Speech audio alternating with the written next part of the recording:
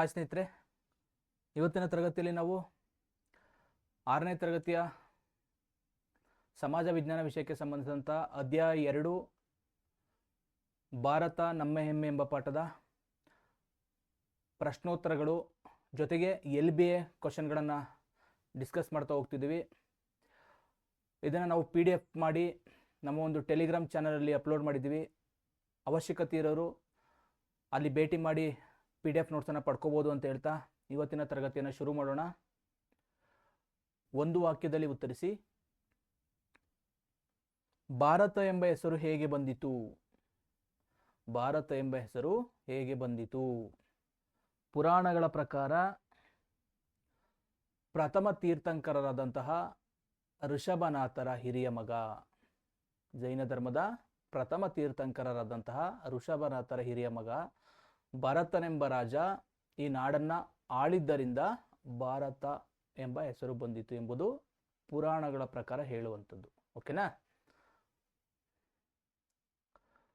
ಪರ್ಷಿಯನ್ನರು ಭಾರತವನ್ನು ಏನೆಂದು ಕರೆದಿದ್ದಾರೆ? ಪರ್ಷಿಯನ್ನರು ಭಾರತವನ್ನು ಏನೆಂದು ಕರೆದಿದ್ದಾರೆ? ಪರ್ಷಿಯನ್ನರು ಭಾರತವನ್ನ ಹಿಂದೂ ಅಂತ ಕರೆದ್ರು ಅಥವಾ ಹಿಂದೂಸ್ತಾನ ಅಂತ ಕರೆದ್ರು. ಓಕೆನಾ? ಮೂರನೇ ಪ್ರಶ್ನೆ, ಸಂಸ್ಕೃತ ಭಾಷೆಯ ನುಡಿಗಟ್ಟು ಅದ್ಭುತ ಎಂದು ಹೇಳಿದವರಾರು? ಸಂಸ್ಕೃತ ಭಾಷೆಯ ನುಡಿಗಟ್ಟು ಅದ್ಭುತ ಎಂದು ಹೇಳಿದವರಾರು? ವಿಲಿಯಂ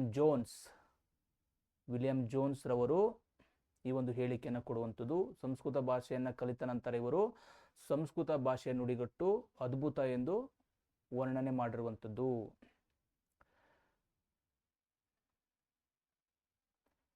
ಕಳಿಂಗದ ಪ್ರಸ್ತುತ ಹೆಸರೇನು? ಕಳಿಂಗದ ಪ್ರಸ್ತುತ ಹೆಸರು ಒಡಿಸ್ಸಾ. ಪ್ರಸ್ತುತ ಹೆಸರು ಏನಂತ ಇದೆ ಕಳಿಂಗಕ್ಕೆ? ಒಡಿಸ್ಸಾ. ಸ್ನೇಹಿತರೆ, ಇವೆಲ್ಲವೂ ಕೂಡ LBA ಕ್ವಶನ್ಗಳು. ಓಕೆನಾ? LBA ಕ್ವಶನ್ಗಳು ತುಂಬ ಇಂಪಾರ್ಟೆಂಟ್ ಆದ ಕ್ವಶನ್ಗಳು ಇವೆಲ್ಲವೂ ಕೂಡ. 5ನೇ ಕ್ವಶನ್ ನೋಡೋಣ. ಸೊನ್ನೆಯನ್ನು ಒಂದು ಸಂಖ್ಯಾ ಸೂಚಕವಾಗಿ ಬಳಸಿದ ಮೊದಲ ದೇಶ ಯಾವುದು? ಸೊನ್ನೆಯನ್ನು ಬಳಸಿದಂಥ ಮೊದಲ ದೇಶ ಭಾರತ ದೇಶ. ಸೊನ್ನೆಯನ್ನು ಮೊಟ್ಟ ಮೊದಲು ಬಳಸಿದಂತಹ ದೇಶ ಭಾರತ ದೇಶ. 6ನೇ ಪ್ರಶ್ನೆ, ಸೂರ್ಯನ ಸುತ್ತ ಭೂಮಿ ಪರಿಭ್ರಮಿಸುತ್ತದೆ ಎಂದು ಹೇಳಿದ ಭಾರತೀಯ ವಿಜ್ಞಾನಿ ಯಾರು? ಸೂರ್ಯನ ಸುತ್ತ ಭೂಮಿ ಪರಿಭ್ರಮಿಸುತ್ತದೆ ಎಂದು ಹೇಳಿದಂತಹ ಭಾರತೀಯ ವಿಜ್ಞಾನಿ ಆರ್ಯಭಟ. ಆರ್ಯಭಟ ಈ ಒಂದು ಪ್ರತಿಪಾದನೆಯನ್ನ ಮಾಡಿದಂಥವ್ರು. ಮುಂದಿನ ಪ್ರಶ್ನೆ, ಕೋಪರ್ನಿಕಸ್ನಿಗಿಂತ ಎಷ್ಟು ಶತಮಾನಗಳ ಹಿಂದೆ ಆರ್ಯಭಟ ಜೀವಿಸಿದ್ದ? ಕೋಪರ್ನಿಕಸ್ಗಿಂತ ಎಷ್ಟು ಶತಮಾನಗಳ ಹಿಂದೆ ಆರ್ಯಭಟ ಜೀವಿಸಿದ್ದ? 10 ಶತಮಾನಗಳ ಹಿಂದೆ. 10 ಶತಮಾನಗಳ ಹಿಂದೆಯೇ ಆರ್ಯಭಟ ಈ ಒಂದು ಸೂರ್ಯ ಕೇಂದ್ರಿತ ಪ್ರತಿಪಾದನೆಯನ್ನು ನೀಡಿರುವಂಥದ್ದು. ಭಾರತೀಯರು ನಾವಿಕರಿಗಾಗಿ ರೇಖಾಂಶ ನಕ್ಷೆಯನ್ನು ಎಲ್ಲಿ ಸಿದ್ಧಗೊಳಿಸುತ್ತಿದ್ದರು? ಭಾರತೀಯರು ನಾವಿಕರಿಗಾಗಿ ರೇಖಾಂಶ ನಕ್ಷೆಗಳನ್ನು ಉಜ್ಜಯಿನಿಯಲ್ಲಿ ಸಿದ್ಧಗೊಳಿಸುತ್ತಿದ್ದರು. ಉಜ್ಜಯಿನಿ ಸರಿಯಾದ ಉತ್ತರ. 9ನೇ ಪ್ರಶ್ನೆ, ವಸ್ತುವಿನ ಅವಿಭಾಜ್ಯ ಕಣವಾದ ಅಣು ಎಂದು ಹೇಳಿದ ಭಾರತೀಯ ವಿಜ್ಞಾನಿ ಯಾರು? ವಸ್ತುಗಳು ಅವಿಭಾಜ್ಯ ಕಣಗಳಿಂದ ರಚನೆಯಾಗಿರುವಂಥದ್ದು ಅನ್ನುವಂಥ ಹೇಳಿಕೆಯನ್ನು ಕೊಟ್ಟಂಥವರು ನಮ್ಮ ಭಾರತೀಯ ವಿಜ್ಞಾನಿಯಾದಂತಹ ಕಣದರವರು. 10ನೇ ಪ್ರಶ್ನೆ, ಯೋಗಶಾಸ್ತ್ರ ಮತ್ತು ಸಂಸ್ಕೃತವನ್ನ ಕೊಡುಗೆಯಾಗಿ ನೀಡಿದ ದೇಶ ಯಾವುದು? ಯೋಗಶಾಸ್ತ್ರ ಮತ್ತು ಸಂಸ್ಕೃತವನ್ನ ಕೊಡುಗೆಯಾಗಿ ನೀಡಿದಂತಹ ದೇಶ ಅದು ಕೂಡ ನಮ್ಮ ಭಾರತ ದೇಶ. 11ನೇ ಪ್ರಶ್ನೆ, ಸಂಸ್ಕೃತದಿಂದ ಇಂಗ್ಲಿಷ್ಗೆ ತರ್ಜುಮೆಗೊಂಡ ಮೊದಲ ಕೃತಿ ಯಾವುದು? ಸಂಸ್ಕೃತ ಭಾಷೆಯಿಂದ ಇಂಗ್ಲಿಷ್ಗೆ ತರ್ಜುಮೆಗೊಂಡಂತಹ ಅಥವಾ ಭಾಷಾಂತರಗೊಂಡಂತಹ ಮೊದಲ ಕೃತಿ ಭಗವದ್ಗೀತೆ.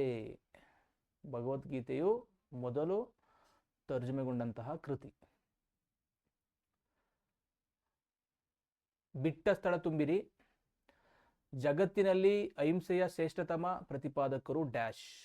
ಜಗತ್ತಿನಲ್ಲಿ ಅಹಿಂಸೆಯನ್ನ ಪ್ರತಿಪಾದನೆ ಮಾಡಿದಂಥವರು ನಮ್ಮ ಭಾರತೀಯರು. ಇವೆಲ್ಲ ಬಿಟ್ಟ ಸ್ಥಳದ ಪ್ರಶ್ನೆಗಳು. ಜಗತ್ತಿನ ಅತಿ ಎತ್ತರದ ಬುದ್ಧನ ಮೂರ್ತಿ ಡ್ಯಾಶ್ನಲ್ಲಿದೆ. ಜಗತ್ತಿನ ಅತಿ ಎತ್ತರದ ಬುದ್ಧನ ಮೂರ್ತಿ ಇರುವಂಥದ್ದು ಆಫ್ಘಾನಿಸ್ತಾನದ ಬಾಮಿಯಾನ್. ಇವೆಲ್ಲವೂ ಕೂಡ ತುಂಬ ಪ್ರಮುಖವಾದ ಅಂಶಗಳಾಗ್ತವೆ. 14ನೇ ಪ್ರಶ್ನೆ, ಪ್ರಾಚೀನ ಕಾಲದಲ್ಲಿ ಗುಜರಾತಿನ ಡ್ಯಾಶ್ ನೌಕಾ ನಿರ್ಮಾಣಕ್ಕೆ ಪ್ರಸಿದ್ಧಿಯಾಗಿತ್ತು. ಪ್ರಾಚೀನ ಕಾಲದಲ್ಲಿ ನೌಕಾ ನಿರ್ಮಾಣವನ್ನು ಮಾಡುತ್ತಿದ್ದಂತಹ ಸ್ಥಳ ಗುಜರಾತಿನ ಸೂರತ್. ಸೂರತ್ ಸರಿಯಾದ ಉತ್ತರ. ಭಾರತ ಸರ್ಕಾರ ಶ್ರೇಷ್ಠ ವಿಜ್ಞಾನಿಗಳಿಗೆ ನೀಡುವಂತಹ ಪ್ರಶಸ್ತಿ. ಭಾರತ ಸರ್ಕಾರ ಶ್ರೇಷ್ಠ ವಿಜ್ಞಾನಿಗಳಿಗೆ ನೀಡುವಂತಹ ಪ್ರಶಸ್ತಿ ಶಾಂತಿ ಸ್ವರೂಪ್ ಭಟ್ನಾಗರ್. ಶಾಂತಿ ಸ್ವರೂಪ್ ಭಟ್ನಾಗರ್ ಅನ್ನೋದು ಸರಿಯಾದ ಉತ್ತರ ಆಗ್ತದೆ. ಪೈಥಾಗೊರಸ್ ಪ್ರಮೇಯವನ್ನ ಆತನಿಗಿಂತ 2 ಶತಮಾನಗಳ ಮೊದಲೇ ಗುರುತಿಸಿದಂತಹ ಭಾರತೀಯ ವಿಜ್ಞಾನಿ ಬೋಧಾಯನ. ಬೋಧಾಯನ ಅನ್ನೋದು ಸರಿಯಾದ ಉತ್ತರ. 17ನೇ ಪ್ರಶ್ನೆ, ಆಧುನಿಕ ವಿಜ್ಞಾನದಲ್ಲಿ ಸೂರ್ಯನ ಸುತ್ತ ಭೂಮಿ ಪರಿಭ್ರಮಿಸುತ್ತದೆ ಎಂದು ಹೇಳಿದವರು. ಆಧುನಿಕವಾಗಿ ಅಥವಾ ಆಧುನಿಕ ವಿಜ್ಞಾನದಲ್ಲಿ ಸೂರ್ಯನ ಅಥವಾ ಸೂರ್ಯ ಕೇಂದ್ರಿತ ಒಂದು ಸಿದ್ಧಾಂತವನ್ನು ಕೊಟ್ಟಂತವರು ಕೋಪರ್ನಿಕಸ್. ಸರಿಯಾದ ಉತ್ತರ ಕೋಪರ್ನಿಕಸ್. ಅಹಿಂಸೆಯನ್ನ ಪ್ರಬಲ ಅಸ್ತ್ರವನ್ನಾಗಿ ಇಟ್ಟುಕೊಂಡು ಭಾರತಕ್ಕೆ ಸ್ವಾತಂತ್ರ್ಯವನ್ನು ತಂದುಕೊಟ್ಟವರು ನಮ್ಮ ರಾಷ್ಟ್ರಪಿತ ಮಹಾತ್ಮ ಗಾಂಧೀಜಿ. 19ನೇ ಪ್ರಶ್ನೆ, ಭಾರತದ ಮೊಟ್ಟ ಮೊದಲ ಕೃತಕ ಉಪಗ್ರಹ ಆರ್ಯಭಟ. ಆರ್ಯಭಟ ಅನ್ನೋದು ನಮ್ಮ ಭಾರತದ ಮೊದಲ ಕೃತಕ ಉಪಗ್ರಹ. 20ನೇ ಪ್ರಶ್ನೆ, ಕಾಂಬೋಡಿಯಾದ ಡ್ಯಾಶ್ ಎಂಬಲ್ಲಿ ಹಿಂದೂ ದೇವಾಲಯವಿದೆ. ಕಾಂಬೋಡಿಯಾದ ಅಂಗೋರ್ವಾಟ್ ಎಂಬಲ್ಲಿ ಹಿಂದೂ ದೇವಾಲಯ ಇರುವಂಥದ್ದು. ಆಂಗ್ಲರು ಸೇರಿದಂತೆ ಪಾಶ್ಚಾತ್ಯರು ಭಾರತವನ್ನ ಡ್ಯಾಶ್ ಎಂದು ಕರೆದರು. ಆಂಗ್ಲರು ಅಥವಾ ಇಂಗ್ಲಿಷರು ನಮ್ಮ ಭಾರತವನ್ನ ಇಂಡಿಯಾ ಅಂತ ಕರೀತಾರೆ. ಓಕೆನಾ, ಇಂಡಿಯಾ. ಏಷ್ಯಾಟಿಕ್ ಸೊಸೈಟಿಯನ್ನ ಸ್ಥಾಪಿಸಿದವರು ಡ್ಯಾಶ್ ವಿಲಿಯಂ ಜೋನ್ಸ್ 1784ರಲ್ಲಿ. ಹೌದಲ್ವಾ? ಏಷ್ಯಾಟಿಕ್ ಸೊಸೈಟಿಯನ್ನು ಸ್ಥಾಪಿಸಿದವರು ವಿಲಿಯಂ ಜೋನ್ಸ್. ಹೊಂದಿಸಿ ಬರೆಯಿರಿ. ಎ ವಿಭಾಗದಲ್ಲಿ ಪ್ರಾಚೀನ ಹೆಸರುಗಳು, ಬಿ ವಿಭಾಗದಲ್ಲಿ ಪ್ರಸ್ತುತ ಹೆಸರುಗಳು ಇರುವಂಥದ್ದು. ತುಂಬ ಇಂಪಾರ್ಟೆಂಟ್ ಇದು. ಇವೆಲ್ಲವೂ ಕೂಡ LBA ಕ್ವಶನ್ಗಳು. ಮಗಧ ದೇಶದ ಅಥವಾ ಮಗಧ ಒಂದು ಸ್ಥಳದ ಈಗಿನ ಹೆಸರು ಬಿಹಾರ. ಚೇರ ಕೇರಳ. ಇಂದ್ರಪ್ರಸ್ಥ ದೆಹಲಿ. ಪ್ರಯಾಗ್ರಾಜ್, ಅಕ್ಷರ ಈ ಕಡೆ ಬಂದ್ಬಿಟ್ಟಿದೆ, ಪ್ರಯಾಗ್ರಾಜ್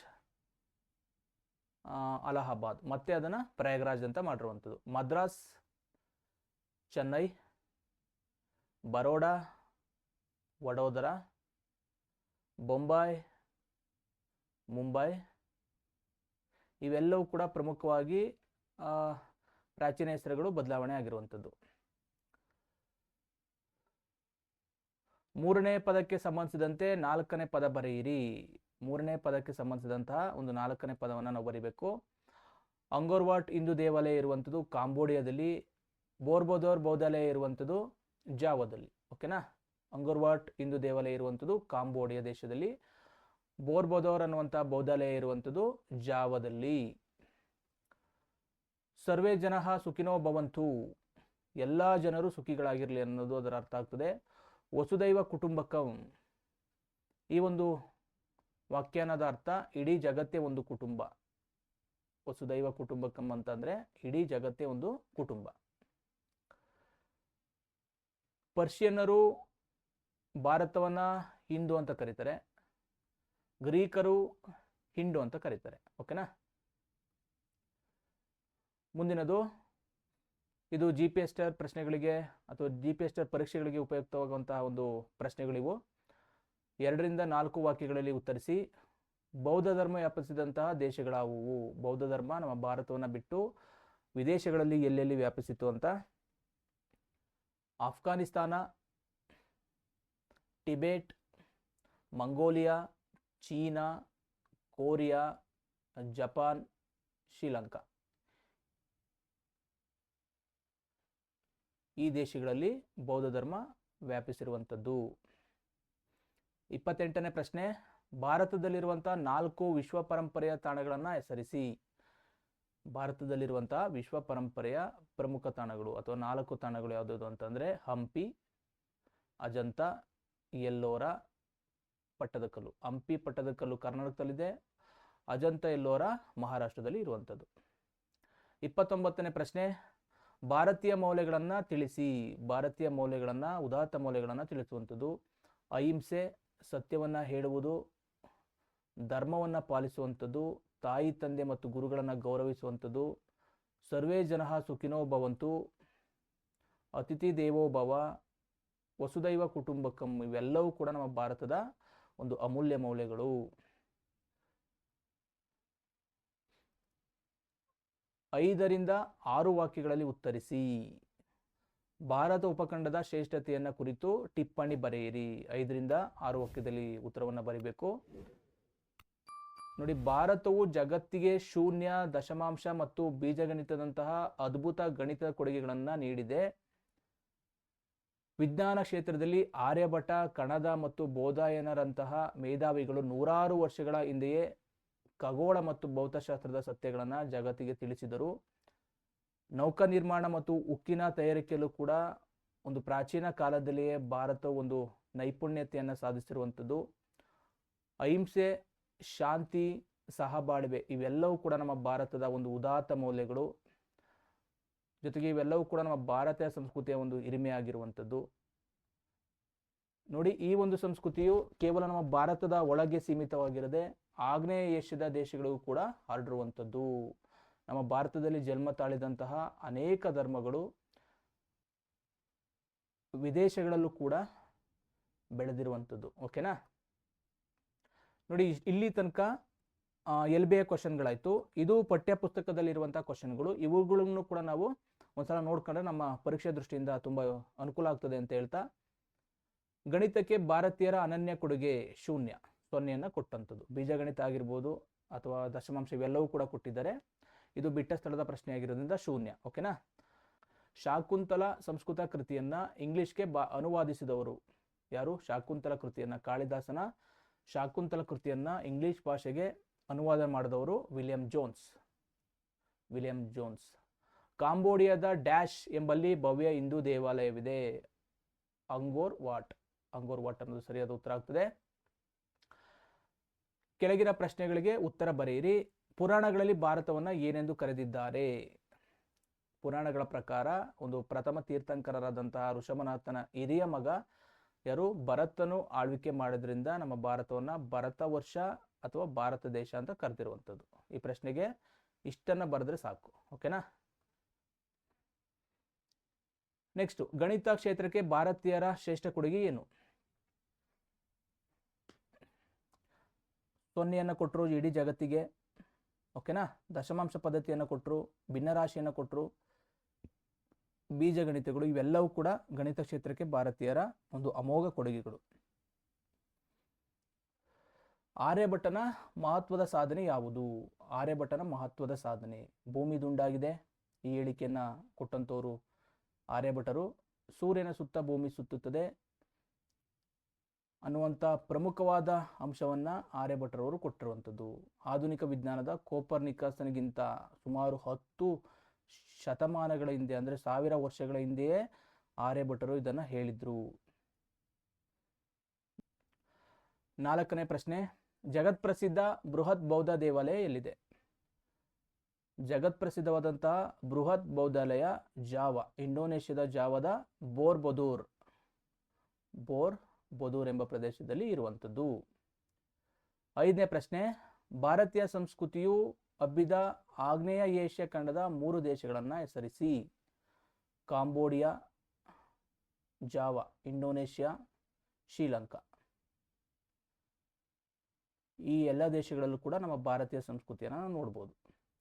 6ನೇ ಪ್ರಶ್ನೆ, ಯಾವುದಾದರೂ 2 ಭಾರತೀಯ ಮೌಲ್ಯಗಳನ್ನು ತಿಳಿಸಿ. ಅಹಿಂಸೆ, ವಸುದೈವ ಕುಟುಂಬಕಂ, ಸರ್ವೇ ಜನಃ ಸುಖಿನೋ ಭವಂತು ಇವೆಲ್ಲ. ಸ್ನೇಹಿತರೆ, ಇಲ್ಲಿಯ ತನಕ ನಾವು 6ನೇ ತರಗತಿಯ ಸಮಾಜ ವಿಜ್ಞಾನ ವಿಷಯಕ್ಕೆ ಸಂಬಂಧಿಸಿದಂಥ 2ನೇ ಅಧ್ಯಾಯ ಭಾರತ ನಮ್ಮ ಹೆಮ್ಮೆ ಎಂಬ ಪಾಠದ ಪ್ರಮುಖ ಪ್ರಶ್ನೋತ್ತರಗಳ ಬಗ್ಗೆ ಚರ್ಚೆ ಮಾಡಿದ್ದೀವಿ. ಇವು LBA ಕ್ವಶನ್ಗಳು ಮತ್ತು ಪಠ್ಯಪುಸ್ತಕದಲ್ಲಿರುವಂಥ ಕ್ವಶನ್ಗಳು. ಇವುಗಳ PDF ಅನ್ನು ನಮ್ಮ ಟೆಲಿಗ್ರಾಮ್ ಚಾನಲಲ್ಲಿ ಹಾಕಿರ್ತೀವಿ. ನಿಮಗೆ ಅವಶ್ಯಕತೆ ಇದ್ದರೆ ನೀವು ಅಲ್ಲಿ ವಿಸಿಟ್ ಮಾಡಿ ಪಡ್ಕೋಬೋದು ಅಂತ ಹೇಳ್ತಾ, ನಮ್ಮ ಚಾನಲನ್ನು ಇನ್ನೂ ಕೂಡ ಯಾರು ಸಬ್ಸ್ಕ್ರೈಬ್ ಮಾಡ್ಕೊಂಡಿಲ್ಲ, ಸಬ್ಸ್ಕ್ರೈಬ್ ಮಾಡ್ಕೊಳ್ಳಿ. ಹಾಗೆ ಈ ಒಂದು ವಿಡಿಯೋವನ್ನು ನಿಮ್ಮ ಸ್ನೇಹಿತರಿಗೆ ಶೇರ್ ಮಾಡಿ ಅಂತ ಹೇಳ್ತಾ ಇವತ್ತಿನ ವಿಡಿಯೋನ ಮುಗಿಸ್ತೀನಿ. ಎಲ್ಲರಿಗೂ ನಮಸ್ಕಾರ.